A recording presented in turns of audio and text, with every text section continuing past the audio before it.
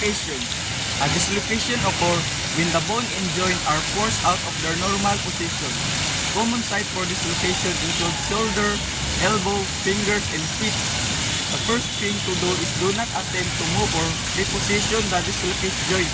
This can cause further damage to the joint, muscle, ligaments, nerves, or blood vessels.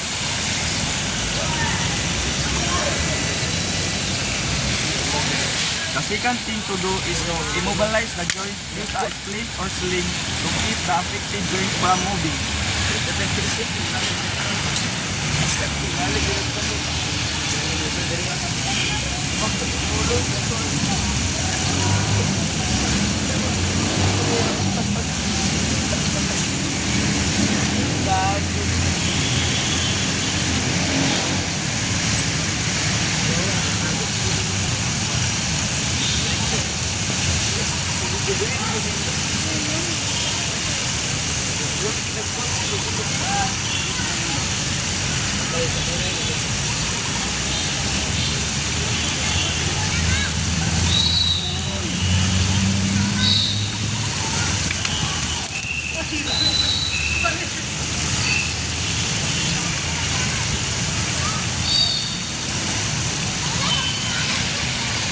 The third thing to do is to guide the patient to sit down.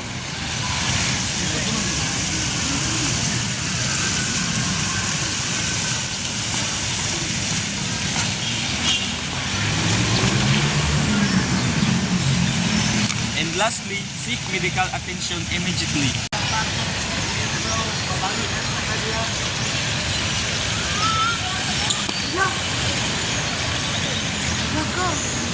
A fracture, commonly referred to as a broken bone, is a break or crack in a bone. Fracture can range from a simple hairline to more complex compound fractures. First aid for fractures: do not move the injured limb or the bone unnecessarily. This can cause further damage and pain.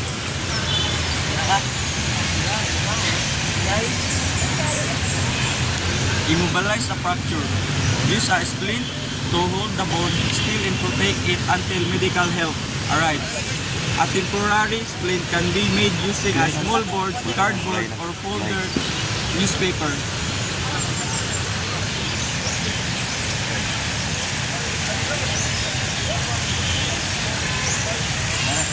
Anak-anak nagigis.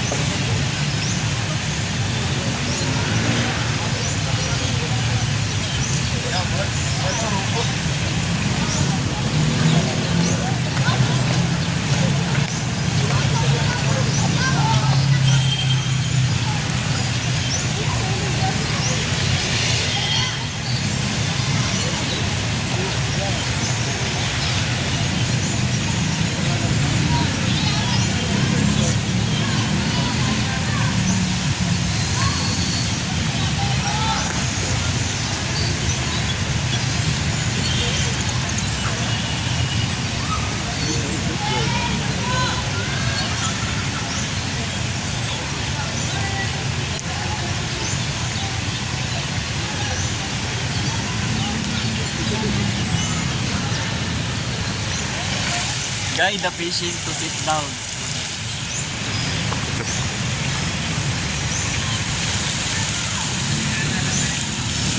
And seek medical attention immediately.